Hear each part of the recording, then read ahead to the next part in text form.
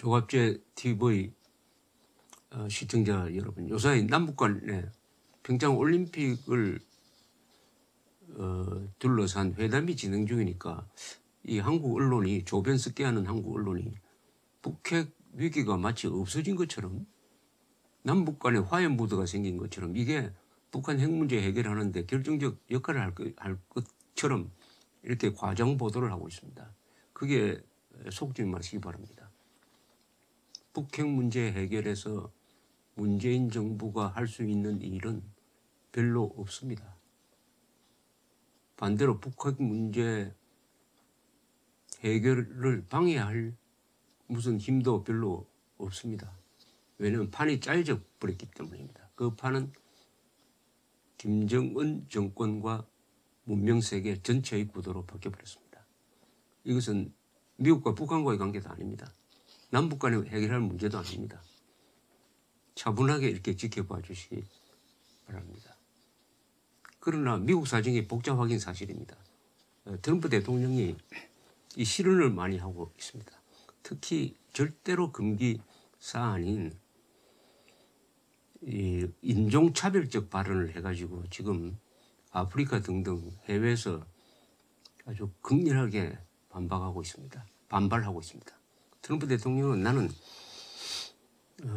시트홀이라는 그런 표현을 한 적이 없다고 이렇게 이야기하는데 거기 참석했던 다른 사람들은 그 이야기를 들었다고 하니까 이게 진실 공방이 되는데 미국 언론은 대체로 그런 발언이 있었다는 걸 전제로 하고 트럼프 대통령의 감정을 해야 된다는 이런 극단적인 표현까지 지금 하고 있습니다. 트럼프 대통령의 리더십이 흔들리는 것이 북핵 문제 해결에 도움이 되지는 않을 것입니다. 그렇다고 해서 트럼프 대통령의 인기와 북핵 문제 해결이 또 직결되는 건 아닙니다. 트럼프 대통령의 의중과 관계없이 미국이란 나라, 미국의 군대, 미국의 국민의 일치된 견해가 북한이 장거리 미사일로 미국 본토를 위협하는 것은 절대로 용납할 수 없다. 필요하면은 전투라도 해야 한다 하는 데 대해서는 거의 합의가 이루어져 있습니다. 다만 길은 두 가지죠. 하나는 북한 핵을 없애버릴 거냐, 아니면 북한 핵이 있더라도 그것을 쓰지 못하게 할 것이냐, 즉 북핵 제거냐 북핵 폐기냐입니다. 북핵 제거로 가려면 전쟁을 각오를 해야 됩니다. 그것이 어려우면 북핵 저지로 갈 텐데 북핵 저지로 갈 경우에는 또 문제가 생깁니다. 북한 핵을 있는 상태로 그냥 허용은 하지 않지만은 있다는 것을 인정한 다음에 방어를 철저하게 하겠다는 것인데, 이렇게 되면은 한국과 일본은 미국에 의존하게 되든지 아니면 독자적으로 핵 개발에 나서야 됩니다. 특히 일본이 제일 크게 어떻게 보면 문재인 정부보다는 아베 정부가 북한 핵 저지, 억지 전략에 반발하고 나설 것입니다. 그렇게 되면은 미국으로서는 일본을 놓칠 수도 있습니다. 일본이 핵무장 해가지고 독자적 길을 간다면은 중국도 곤란하겠지만은 미국이 참으로 곤란해집니다. 세계에서 세 번째 되는 경제 규모를 가진 나라입니다. 또 군사적 전통이 강한 나라입니다. 그것을 뒷받침하는 과학기술력은 미국 다음으로 보면 됩니다. 사실 일본의 군사기술 능력은. 그런 나라가 독자 노선으로 간다 하는 것은 미국의 리더십에 대한 큰 도전이 되는 거죠. 이런 상황에서 지난 토요일 오전 하와이에서 잘못된 경보, 미사일이 하와이를 향해서 날아오고 있다, 빨리 대피하라, 이것은 훈련이 아니다 하는 이런 메시지가 텔레비전, 라디오, SNS를 통해서 발신되는 바람에 대소동이 났습니다. 한 30분쯤 지나서 이게 잘못된 폴스 알람이었다, 잘못된 신호였다고, 통보였다고 판단돼 가지고 해제가 되었습니다. 그 30분 동안 하와이에 있는 사람들은 아마 생각이 복잡했을 것이라고 생각합니다. 이 사태를 분석한 뉴욕타임스 기사는 이것은 미국과 북한 사이에서 오판에 의한 핵전쟁이 일어날 수도 있다는 것을 시사한다. 이렇게 논평을 하고 있습니다. 최근에 김정은이가 핵미사일 발사 보탄은 내 책상 위에 있다라고 절대로 해서는 안 될 이야기를 했습니다. 핵무기를 가지고 노골적으로 공갈치는 것은 이것은 문명 세계에서 있을 수 없는 일입니다. 그러니까 또 트럼프가 받아쳤습니다. 나도 있다. 그런데 내 것은 더 크다. 작동도 잘한다. 이렇게 받아치니까 여기에 대해서 또 미국에 생각 있는 사람들이 그건 너무한 거 아니냐. 김정은과 맞먹는 사람이 되는 거 아니냐. 맞먹으려고 하는 거 아니냐. 이렇게 비판을 했습니다. 다만 그것이 보여주는 것은 뭐냐. 핵 발사를 가지고 직접 위협을 한다는 것입니다. 지금까지는 핵은 원래 쏘지 않는 것이다. 왜 쏘지 않는 핵 폭탄을 쏘면은 도시 하나가 사라져버린다. 그래서 핵폭탄은 쓸 수 없는 것으로 전제하고 외교와 전략을 세우는 것인데 노골적으로 트럼프 김정은이가 핵 발사를 염두에 두고 또 노골적으로 그런 표현을 한다. 이런 과정에서 이번에 그 평화롭던 하와이가 한 30분 동안 핵전쟁 위협에 휩싸이는 결과가 나왔다. 그러면은 생각을 좀 다시 한번 해보자. 만약 어제 그런 사태가 있었을 때, 어제가 아니죠. 벌써 지난 토요일이었습니다. 토요일 오전에 그 실시간으로 김정은이가 보고를 받았으면은 그때 무슨 생각을 했겠느냐. 이렇게 한번 역지사지로 생각을 해봐야 됩니다. 김정은이가 부하로부터 지금 위원장 동지 하와이에서 큰일이 났습니다. 하와이에서 핵미사일이 날라온다고 해가지고 지금 막 대피하고 야단이 났습니다. 이렇게 보고를 받은 김정은이는 이렇게도 생각할 수 있다는 거죠. 이것은 북한이 쏜 것처럼 우리가 핵미사일을 쏜 것처럼 조작을 해가지고 우리를 때리기 위한 명분을 만드는 건물이다. 우리를 때리기 위해서 일부러 없는 위기를 조작했구나. 야, 큰일 났다. 그러면 우리가 먼저 쏘는 수밖에 없겠다. 선수를 쳐야 되겠다. 해서 핵미사일 발사 보탄을 진짜 누를 수도 있지 않겠느냐.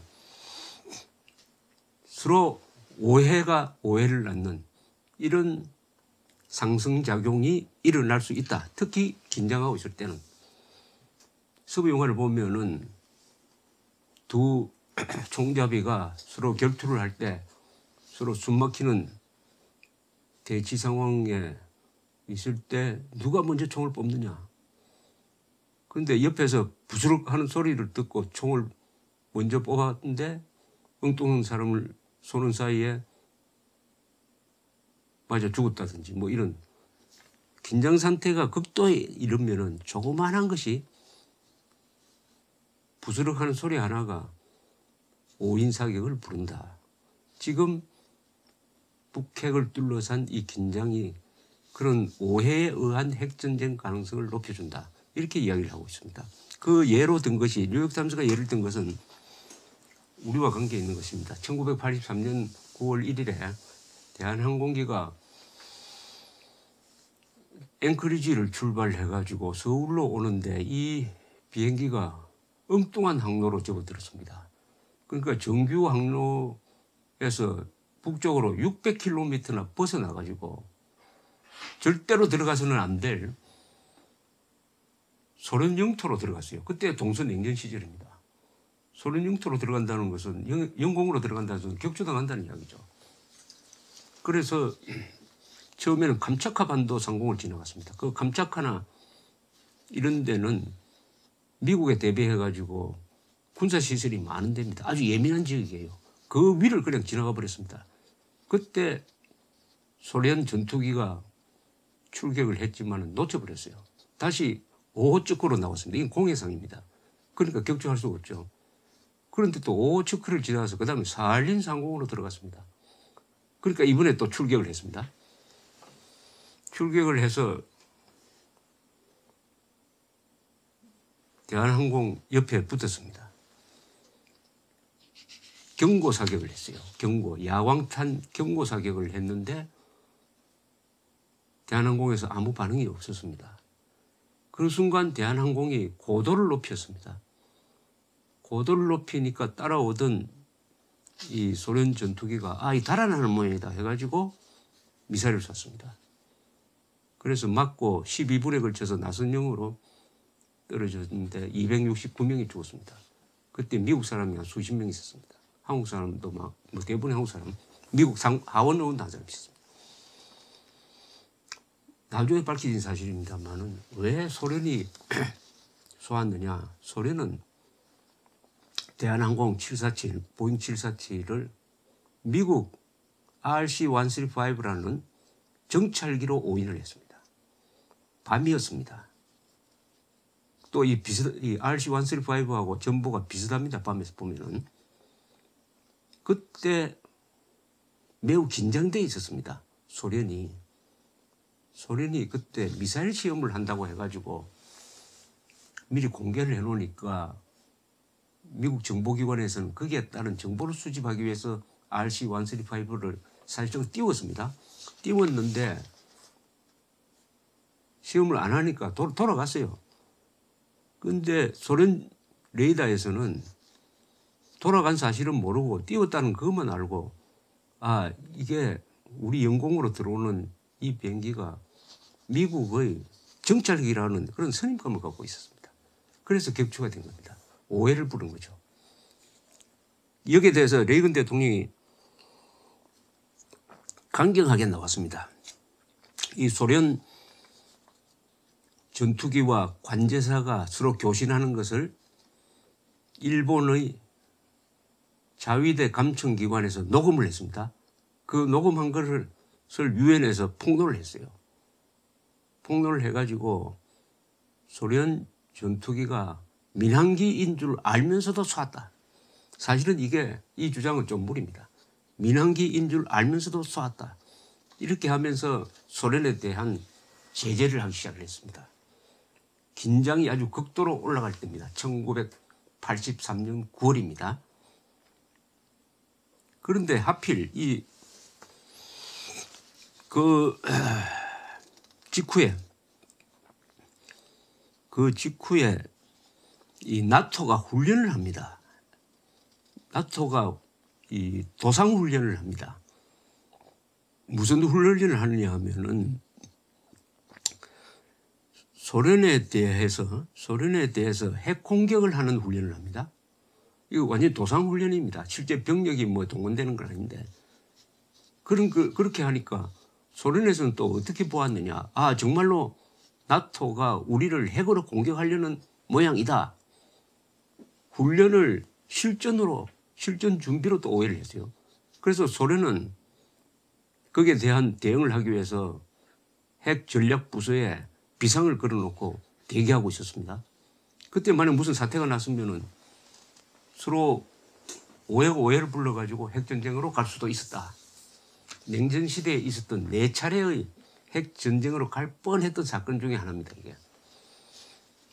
지금 소련이 아주 너무나 과민하게 대응하는 것을 또 미국, 영국의 정보기관이 관찰하고 있었습니다. 그래서 나중에 각각 대통령한테 보고를 했습니다. 레이건하고 대처한테 소련이 우리의 이 훈련에 대해서 이렇게 민감하게 대응을 해가지고 잘못하면 핵전쟁으로 갈지도 모르겠다. 이렇게 하니까 그동안 소련을 몰아붙이던 레이건 대통령이 이거 너무 밀어붙이다가는 서로 오해가 생기겠구나. 이거 대화 채널을 만들어야 되겠다. 이렇게 해서 이 핵 군축회담이 필요하겠구나. 한편으로는 대소 압박을 계속하면서도 한편으로는 대화를 터가지고 이런 핵재앙, 오해에 의한 핵재앙을 없애버리는 쪽으로 이 물꼬를 틉니다. 이게 나중에 소련에서 고르바초프가 등장한 다음에는 고르바초프와 레이건 사이에서 군축 협상이 아주 급진전하게 되는 계기를 만들었습니다. 이 냉전 시대에 있었던 4차례의 오해에 의해서 핵전쟁으로 갈 뻔한 사건은 첫째는 1962년 쿠바 미사일 사건이죠. 이건 오해라기보다는 후르쇼프가 바로 미국 코미티에 쿠바에다가 핵미사일을 배치하니까 케네디 대통령이 핵전쟁을 각오하고 해상 봉쇄를 한 사건입니다. 이것은 후르쇼프가 핵미사일을 철수하고 미국도 터키에 배치된 핵미사일을 철수하는 걸로 해가지고 마무리 수습이 되었습니다. 두 번째가 지금 말씀드렸던 83년의 이 훈련 암호가 에이블 아초인데 에이블 아초 훈련과 둘러싼 이 일촉즉발의 위기였습니다. 그 다음이 1995년 냉전이 끝난 다음에 노르웨이에서 기상 관측용, 오로라 관측용 로켓을 쏘았는데 이것을 소련에서는 미국이 쏜 미사일이 날아온다고 서로 오판을 해가지고 옐친 대통령한테 그 핵 발사 암호가 들어있는 핵 가방을 전달해가지고 어떻게 할까요? 라고 한 적이 있습니다. 이것은 미사일이 경로를 벗어났기 때문에 뭐 핵 전쟁까지는 가지 않았습니다만 이것도 오해에서 비롯된 겁니다. 그리고 1999년에 인도와 파키스탄이 이 캐슈미르를 둘러싸고 국지전을 하다가 이게 핵전쟁으로 갈 뻔했습니다. 왜냐하면 파키스탄이 그 전해에 핵실험을 해가지고 핵무장국가가 됐습니다.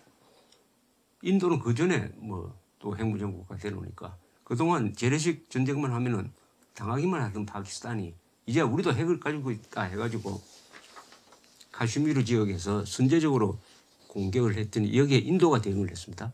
이게 서로 막 에스컬레이션 되는 과정에서 국제적으로 개입을 해가지고 말렸습니다. 이건 뭐냐 하면은 핵을 가지면은 재래식 군사적으로 도발해도 나는 보복을 안 당한다. 이렇게 생각할 가능성이 많은 것입니다. 이게 김정은이가 그런 심리를 갖게 될 가능성이 많습니다. 김정은이는 앞으로 백령도를 점령을 해도 한국이 우리를 치지 못할 것이다. 왜냐? 나는 핵을 가지고 있다. 이렇게 해서 재래식 부문에서 모험을 할 가능성이 있습니다.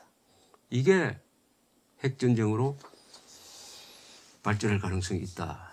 이런 오해가 오해를 낳는 핵전쟁 시나리오가 가장 가능성이 높은 데가 한국이고 김정은 때문입니다. 그것은 김정은이가 가지고 있는 성격상의 독특한 성격, 과대망상증, 폭력적, 예측불능 이런 것이 이런 자한테 핵 발사 포탄이 책상 위에 있다는 것 자체가 한국인들이 발 뻗고 살 수 없도록 만드는 것입니다. 그래서 제가 서두에 말씀드렸듯이 북한 핵을 제거하느냐 아니면은 북한 핵을 인정하고 사용 못하도록 억제하느냐 해서 우리는 반드시 북한 핵 제거로 가야 합니다. 북한 핵 제거로 가는 과정에서 인명 손실이 생긴다 하더라도 우리가 감수해야 합니다. 더 큰 수백만의 핵폭탄 맞고 죽는 것을 막기 위해서는 그보다 희생이 덜하면 수백 명, 수천 명이 죽는, 수만 명이 죽는 그런 부담까지 알고 일점불사로 가야 우리가 핵을 이고 사는 항상 악몽을 꾸고 사는 그런 삶에서 벗어나게 될 것이라고 생각합니다. 감사합니다.